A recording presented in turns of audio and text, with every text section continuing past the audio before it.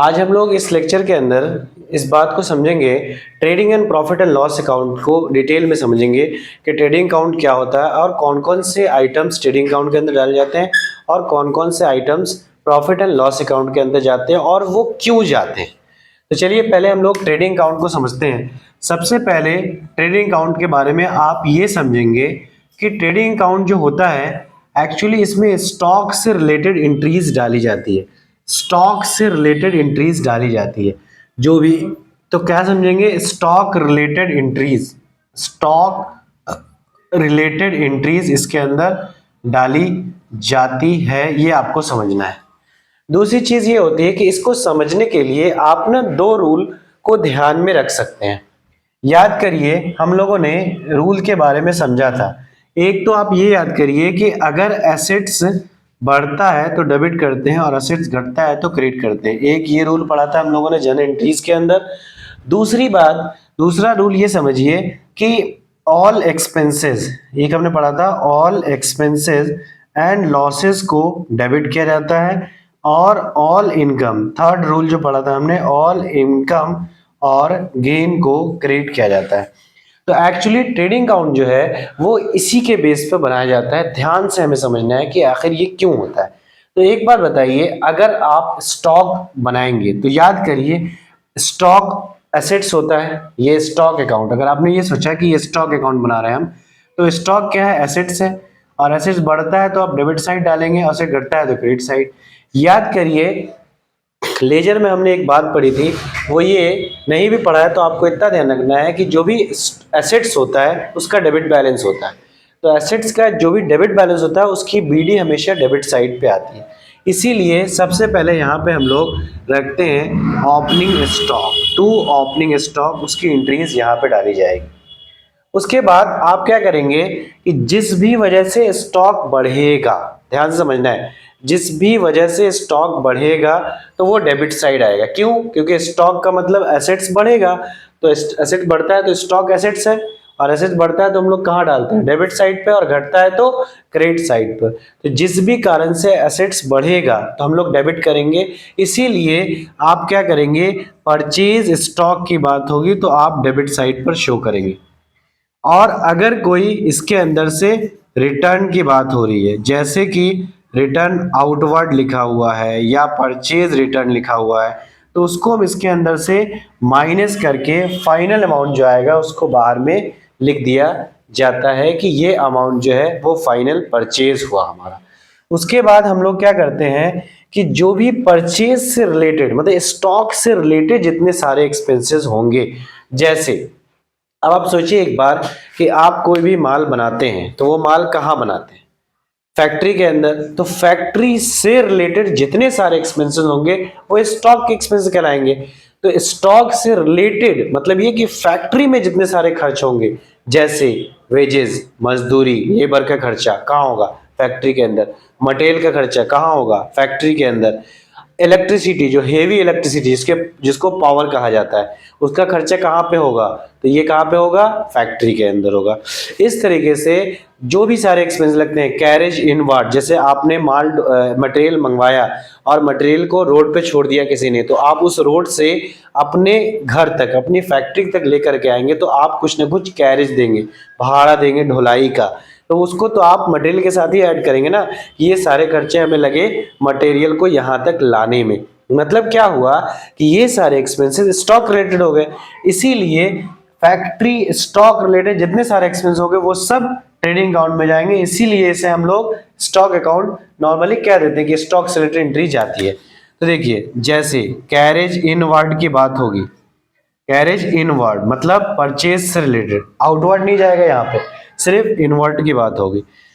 इस तरीके से फ्रेट, आपने कोई भाड़ा पेमेंट किया जो इसको पेमेंट करने के अंदर आया तो वो भी कहाँ जाएगा, इसी के अंदर जाएगा। कोई फ्रेट चार्ज आपने पेमेंट किया तो इस तरीके से वेजेस, मजदूरी जो हमने पेमेंट किया, इसको फाइनल पेमेंट करने के लिए, मतलब स्टॉक को घर तक लाने के लिए या स्टॉक बनाने के लिए, तो वो सारे खर्चे इसके साथ काउंट किए जाएंगे। अब क्रेडिट साइड में क्या होगा, वो सारे एक्सपेंसेस जो अब देखिए एक्सपेंसेस को हमने डेबिट साइड पे क्यों डाला, हमने आपको क्या पढ़ा था, दो रूल ध्यान रखना है, या तो ये कि एसेट्स बढ़ता है तो डेबिट करते हैं, और ये दो रूल ऑल एक्सपेंसेस। तो ध्यान से देखिए ये स्टॉक से रिलेटेड खर्चे हैं हमारे, इसीलिए इसको यहाँ पर डेबिट साइड हमने डाल दिया। अब क्रेडिट साइड पे क्या डालेंगे, वो सारे एक्सपेंसेस जिससे एसेट्स में कमी आएगी, इट मींस ये कि हमारा एसेट्स कम हो जाएगा। तो ध्यान से देखिए, जैसे आपने सेल कर दिया, तो सेल किया तो एसेट्स कम हो जाएगा, और इसमें से हम लोग फाइनल सेल मतलब जितना हमें वापस आ गया रिटर्न, उसको क्या कहते हैं, रिटर्न इनवर्ड, जितना हमारे पास वापस आ गया, हमने बेचा था, सामने वाले ने किसी वजह से हमें वापस कर दिया, तो फाइनल सेल अमाउंट जो होगा उसको हम लोग डाल देंगे कि इतना हमारे पास से चला गया और एसेट्स कम हो गया, इसीलिए हमने इसको, एसेट्स कम होता है तो हम लोग क्रेडिट करते हैं, इसीलिए हमने क्रेडिट साइड पे इसको डाल दिया। इसके बाद बाय क्लोजिंग स्टॉक, जैसे जो हमारे पास स्टॉक बच जाता है उसको हम लोग यहाँ पर शो कर देंगे। तो ये सारे एक्सपेंसेस, इसमें और सारे एक्सपेंसेस आते हैं, जैसे मैन्युफैक्चरिंग एक्सपेंसेस, प्रोडक्ट को बनाने में लगा मैन्युफैक्चरिंग एक्सपेंसेस, इस तरीके से इसके अंदर और भी एक्सपेंसेस आते हैं, जैसे पावर, हेवी इलेक्ट्रिसिटी जो होती है, पावर का खर्चा जो हेवी इलेक्ट्रिसिटी होती है वो भी इसी के साथ जाएगा। अगर वेजेस एंड सैलरीज लिखा हुआ रहेगा तो आप ट्रेडिंग अकाउंट में डालेंगे, लेकिन सैलरी एंड वेजेस जो होगा वो यहाँ पर नहीं जाएगा। तो इन सारे एक्सपेंसेस को हम लोग लिखने के बाद, और सारे इनकम, सेल हमारी इनकम हुई और ये सारे हमारे पास खर्चे वाली एंट्रीज हो गई, इन सब को लिखने के बाद हम लोग क्या करते हैं, बुक्स ऑफ अकाउंट को अपने क्लोज करते हैं। और बुक्स ऑफ अकाउंट को क्लोज करने का मतलब ये कि क्रेडिट साइड पे अगर ज्यादा हो, और मतलब ये कि इस साइड आपने जोड़ा और वो आ रहा है 5 लाख, ठीक है, इस साइड क्रेडिट साइड, तो हम क्या करते हैं उसी 5 लाख को यहाँ पर भी हम लोग लिख देते हैं। उसके बाद इस 5 लाख में से इन सारे खर्चे जो हुए हमारे उसको माइनस करेंगे, मतलब इस साइड अगर ज्यादा आया तो ये हमारी एक तरीके से इनकम है। तो आप सोचिए एक बार कि अगर ये इनकम है हमारी, तो 5 लाख रुपए इनकम हुई, सारे खर्चे माइनस कर देंगे, तो जो हमारे पास आएगा वो क्या है, प्रॉफिट ही होगा ना। मतलब ये सारी इनकम आपने 5 लाख रुपए हुए और 4 लाख रुपए आपका खर्चा था, इसका मतलब क्या हुआ कि आपको जो बैलेंस बचा वो आपके लिए क्या हुआ, प्रॉफिट हुआ। तो इसीलिए सारे खर्चे को माइनस करने के बाद जो हमारे पास बैलेंस बचता है उसको हम लोग कहते हैं ग्रॉस प्रॉफिट, मतलब उसको लिख देते हैं शॉर्ट में बीएफ करके कि ये हमारा बैलेंसिंग फिगर है, यही आगे नेट प्रॉफिट के अंदर ट्रांसफर किया जाता है। लेकिन अगर इसी साइड ऐसा ना हो, अगर डेबिट साइड बैलेंस आएगा तो उसे हम लोग ग्रॉस प्रॉफिट कहते हैं, लेकिन अगर क्रेडिट साइड बैलेंस आए, मतलब ये कि हमारा खर्चा ज्यादा हो, खर्चा 4 लाख का है लेकिन हमारी सेल जो है वो इस साइड का बैलेंस 3 ही लाख आ रहा है, खर्चा इस साइड हमने जोड़ा, मतलब ग्रॉस प्रॉफिट तो हो गया बैलेंस फिगर। अगर ये बात नहीं हो, प्रॉफिट नहीं हो, तो एक्सपेंसिव साइड ज्यादा हो और इनकम साइड कम होगा, तो हमारे पास जो बैलेंस आता है उसे हम लोग कहते हैं ग्रॉस लॉस। क्या कहेंगे, ग्रॉस लॉस। क्यों लॉस हुआ और लॉस इस साइड क्यों आया, अब सोचिए एक बार कि लॉस उसी साइड बैलेंसिंग फिगर क्यों गया। देखिए एक बार, आप एक बार सोच के देखिए कि अगर आपके खर्चे ज्यादा हो, घर में ही सोच लीजिए कि खर्चे ज्यादा हो और कमाई कम हो, तो लॉस होगा नहीं होगा। इसीलिए खर्चा साइड अगर ज्यादा आ रहा होगा और इनकम साइड हमारा कम होगा, तो जो हमारे पास बैलेंस आ रहा होगा उसे हम लोग कहते हैं क्या, ग्रॉस लॉस, और इसी को फिर हम लोग प्रॉफिट एंड लॉस अकाउंट में ट्रांसफर करते हैं। ठीक है, तो ये सारी बातें जो है वो ट्रेडिंग अकाउंट से रिलेटेड है। अब आप ट्रेडिंग अकाउंट के क्वेश्चंस बनाएंगे तो वो आसानी से आपसे बन जाएगा। तो उम्मीद है आपको इतनी बात समझ में। तो हम लोगों ने फॉर्मेट समझ लिया ट्रेडिंग अकाउंट का। अब हम एक एग्जांपल लेते हैं और फिर हम लोग समझते हैं कि ट्रेडिंग अकाउंट को हम लोग बनाएंगे कैसे। जैसे क्वेश्चन में आपके पास ओपनिंग स्टॉक दे रखा है, मान लीजिए 50,000, उसके बाद परचेज दे रखा है 1,10,000 रुपए, फिर उसके बाद सेल दे रखा है 8,20,000, 8,20,000, फिर परचेज रिटर्न लिखा हो या रिटर्न आउटवर्ड, दोनों एक ही नाम होते हैं, ध्यान देना है आपको। 10,000 दे रखा है। उसके बाद क्लोजिंग स्टॉक मान लीजिए दे रखा है 2 लाख रुपए। उसके बाद वेजेस लिखा हो या कैरेज इनवर्ड लिखा हो। अब ध्यान देंगे आप यहाँ पे कि कैरेज इनवर्ड लिखा है। कैरेज इनवर्ड का मतलब होता है कि ऐसा एक्सपेंसेस जो हम लोग परचेज के ऊपर करते हैं, मतलब ये कि खरीदने में होता है। अगर कैरेज आउटवर्ड लिखा होगा तो उसको हम लोग प्रॉफिट एंड लॉस अकाउंट में डालते हैं क्योंकि वो सेल के ऊपर होता है। तो यहाँ पे है कैरेज इनवर्ड का मतलब ऑन द परचेज हुआ हो, और वेजेस कुछ भी दिया हो, मान लीजिए हमारे पास दे रखा है 50,000 रुपीज। अब आगे है सेल इन रिटर्न है या रिटर्न इनवर्ड लिखा हुआ हो, तो अब हम लोग करते क्या है, क्या हम लोग चलते हैं ट्रेडिंग अकाउंट बनाने की तरफ, जिस तरीके से हम लोग फॉर्मेट हमने देखा था।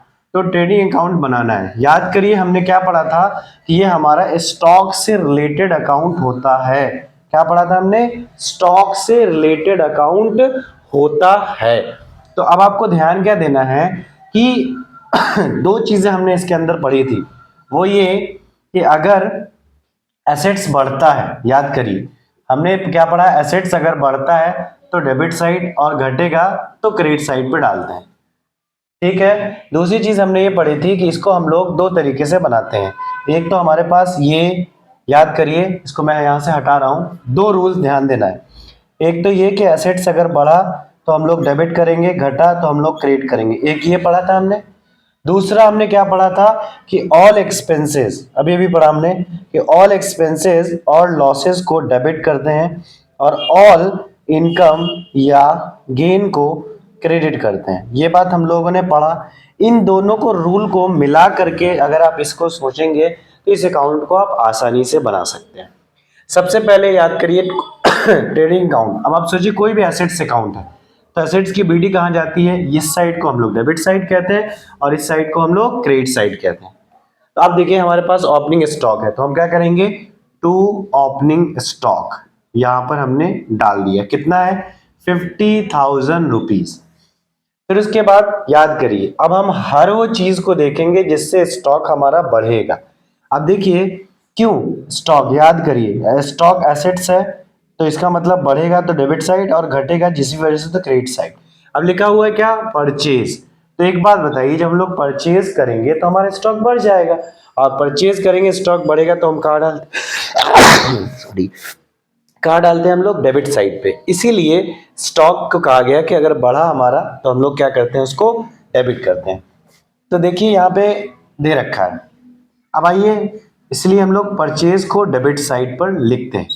अब इसके अमाउंट को ना, अगर इसका रिटर्न अमाउंट गिवन है, अगर इसका रिटर्न अमाउंट गिवन है तो आप इसको हमेशा अंदर में लिखेंगे क्योंकि रिटर्न को लेस किया जाता है। जैसे 1,10,000 दे रखा है तो आपने 1,10,000 रुपए लिख दिया। उसके बाद हम लोग रिटर्न माइनस करेंगे इसमें से। रिटर्न हमारे पास दे रखा है, अगर गिवन होगा, इस क्वेश्चन में है परचेज रिटर्न कितना है 10,000, तो हम क्या करेंगे इसके अंदर से 10,000 रुपए माइनस कर देते हैं। क्यों, क्योंकि फाइनली आप सोचिए कि किसी को आपने 1,10,000 रुपए का सामान दिया, सॉरी आपने खरीदा, अब फिर आपने क्या किया, तो उस इंसान को 10,000 का माल वापस कर दिया, तो रियल में कितने का खरीदा, रियल जो हम लोग खरीदते हैं उसको यहाँ पर लिखते हैं, मतलब हमने रियल में 1,00,000 का ही खरीदा होगा। अगर आपको नहीं दिख रहा हो तो आप इसको जूम कर लीजिएगा, यूट्यूब में जूम ऑप्शन भी है। उसके बाद क्या है आपके पास अदर इंफॉर्मेशन। अब देखिए यहाँ पे सेल दे रखा है, तो सेल से हमारे स्टॉक में क्या आती है, कमी आती है, और हम क्या जानते हैं स्टॉक अगर कम होगा, एसेट्स कम होगा तो हम क्या करेंगे, क्रेडिट करेंगे। या सेल से हमारी कमाई भी होती है, तो अगर हमारी इनकम होगी तो हम लोग क्या करते हैं, क्रेडिट करते हैं। तो दोनों तरीके से आप सोच के बना सकते हैं। तो बाई सेल, अब देखेंगे सेल का अमाउंट हमारे पास कितना गिवन है, तो देखिए सेल कितना है 8,20,000 रुपए। अगर इसका भी रिटर्न दिया होगा तो उसको हम लोग माइनस कर देते हैं। क्यों, रियल में कितना सेल हुआ इसलिए पता करने के लिए, क्योंकि जो रिटर्न हुआ तो सेल हुआ ही नहीं। तो ध्यान से देखिए क्या पे है, सेल दे रखा है 8,20,000, तो हमने लिख दिया कि भैया ये 8,20,000 रुपए है। इसमें से अगर हम लोग रिटर्न को माइनस कर देंगे, रिटर्न हमारे पास दे रखा है क्या है, सेल रिटर्न या रिटर्न इनवर्ड लिखा हुआ होगा, तो उसे हम लोग कहते हैं क्या, सेल रिटर्न। कितना है 20,000। तो हमने क्या किया, इसके अंदर से 20,000 को माइनस कर दिया। फाइनली कितने का एक्चुअल सेल हुआ है, नेट सेल 8 लाख रुपए का, तो हमने 8 लाख रुपए यहां पर लिख दिए। अब आइए क्वेश्चन में हमारे पास दे रखा है क्लोजिंग स्टॉक। तो याद करिए ओपनिंग स्टॉक डेबिट साइड पे जाती है और क्लोजिंग स्टॉक मतलब एसेट्स है, बीडी यहाँ और सीडी इसका यहाँ पे हम लोग डालते हैं क्रेडिट साइड पे। तो क्लोजिंग स्टॉक हमारे पास कितना दे रखा है, 2 लाख रुपए। अब आइए क्वेश्चन ने कहा है क्या कि वेजेस है, कैरेज इनवर्ड खर्चा है। याद करिए सारे खर्चे को हम लोग क्या करते हैं, डेबिट करते हैं। इसीलिए आप क्या करेंगे, जो प्रोडक्ट से रिलेटेड एक्सपेंसेस होगा, जैसे यहाँ पर वेजेस दे रखा है या कैरेज दे रखा है, जो भी दे रखा है 50,000 रुपीज, इस 50,000 रुपए को हम लोग डेबिट साइड पर शो कर देंगे। ठीक है, इस तरीके से अब क्वेश्चन में मैं एक चीज और बढ़ा रहा हूँ, जैसे सैलरी दे रखा है आपके पास, कितना है, सैलरी दे रखा है 60,000 रुपीज, डेप्रीसिएशन दे रखा है क्वेश्चन के अंदर 20,000 रुपीज। उसके बाद क्वेश्चन में आपको कैरेज आउटवर्ड दे रखा हो, कैरेज आउटवर्ड दे रखा हो, कैरेज आउटवर्ड दे रखा है, तो कैरेज आउटवर्ड मान लीजिए 30,000 दे रखा है। इसके साथ साथ कोई मिसलिनियस एक्सपेंसेस है या कुछ भी ऐसा दिया हुआ हो, अदर एक्सपेंसेस है मिसलिनियस हमारे पास, मान लीजिए 50,000। तो आपको ध्यान क्या रखना है कि ये वो सारे एक्सपेंसेस हैं जो प्रोडक्ट से रिलेटेड डायरेक्टली नहीं होते। जैसे हमने क्या पढ़ा, जो प्रोडक्ट से रिलेटेड होगा, जो खरीदने में। अब बताइए सैलरी दे रहे हैं आप, ऑफिस में किसी स्टाफ को रख रखा है आपने और आप उसको सैलरी देते हैं, तो एक बार बताइए आप ये पता कर पाएंगे पर प्रोडक्ट कितनी सैलरी हुई? नहीं, आप ये नहीं पता कर पाएंगे।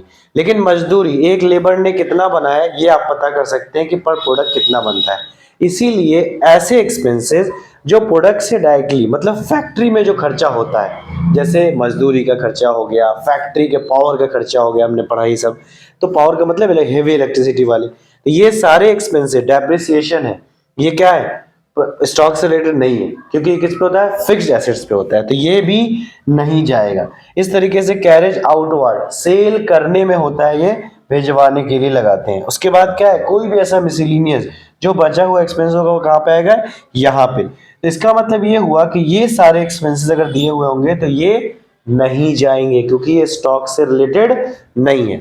अब देखिए हमारे पास क्या था, सेल रिटर्न 20,000, वेजेस, मतलब ये हुआ कि ये सारे एक्सपेंसेस हमने इसके अंदर डाल दिए। अब हम लोग क्या करेंगे, अकाउंट को क्लोज करेंगे। तो क्लोज कैसे करते हैं, आप देखते हैं कि डेबिट साइड ज्यादा है या क्रेडिट साइड ज्यादा है। जिस साइड ज्यादा होता है उसको दोनों तरफ लिख देते हैं। इस क्वेश्चन में ध्यान से देखिए, क्रेडिट साइड ज्यादा है, 8 और 2 10 लाख। ध्यान से देखिए, तो हम क्या करते हैं, बैलेंस करने के लिए 10 लाख दोनों तरफ लिख देते हैं, 10 लाख। अब हम क्यों करते हैं ऐसा, ध्यान से सोचिए एक बार। इसका मतलब क्या हुआ कि क्रेडिट साइड मतलब इनकम साइड हमारे पास 10 लाख है और खर्चा साइड हमारा इतना दिखा रहा है, तो जो बचा वो प्रॉफिट होगा। आप खुद सोचिए कि आपकी कमाई है 30,000 रुपए और आपका खर्चा होता है 20,000 रुपए, तो 10,000 जो आपके पास बचा वो क्या है, आपकी सेविंग है, आपका प्रॉफिट है। यही चीज बिजनेस में सोचिए तो ये चीज प्रॉफिट हो जाती है। तो यही बात है, इसीलिए हम लोग दोनों तरफ लिखते हैं। और जो इस साइड बैलेंस आता है, मतलब ये इस 10 लाख में से 50,000 को माइनस करेंगे, 50,000 को माइनस करेंगे, 1 लाख को माइनस करेंगे। इसका मतलब ये हुआ कि इस क्वेश्चन में ध्यान से देखिए हमारे पास कितना ग्रॉस प्रॉफिट निकल के आ जाएगा। यहाँ पे जो निकल करके आता है, हमने पढ़ा था क्या, उसे क्या कहते हैं, ग्रॉस प्रॉफिट। इसी को शॉर्ट में जीपी भी बोल देते हैं। तो इसे हम लोग ऐसे करके लिखते हैं, बैलेंसिंग फिगर। कितना आ रहा है, इस 10 लाख में से इनको माइनस कर देंगे, तो ये कितना है, 50,000, 50,000 कितना हो गया, 1 लाख, 1 लाख, 2 लाख। इसका मतलब हमारे पास ग्रॉस प्रॉफिट निकल के कितना आ गया, 8 लाख रुपए। 10 लाख में से इस 2 लाख को हमने माइनस कर दिया, ये वाले सारे डेबिट साइड के। तो बात समझ में आ गई, यही हमारा 8 लाख क्या हुआ, ग्रॉस प्रॉफिट निकल करके आ गया। तो इस तरीके से हम लोग क्या करते हैं, ग्रॉस प्रॉफिट की कैलकुलेशन करते हैं। तो उम्मीद है आपको ये बात समझ में आ गई होगी। अब नेक्स्ट लेक्चर में हम लोग प्रॉफिट एंड लॉस अकाउंट को समझते हैं कि कैसे कैलकुलेट किया जाता है। ठीक है, मिलते हैं नेक्स्ट क्लास के अंदर। और अगर लेक्चर पसंद आई तो चैनल को सब्सक्राइब कीजिए, दोस्तों को आप प्रेफर भी कीजिए इस लेक्चर के लिए। मिलते हैं नेक्स्ट लेक्चर में, बाय बाय।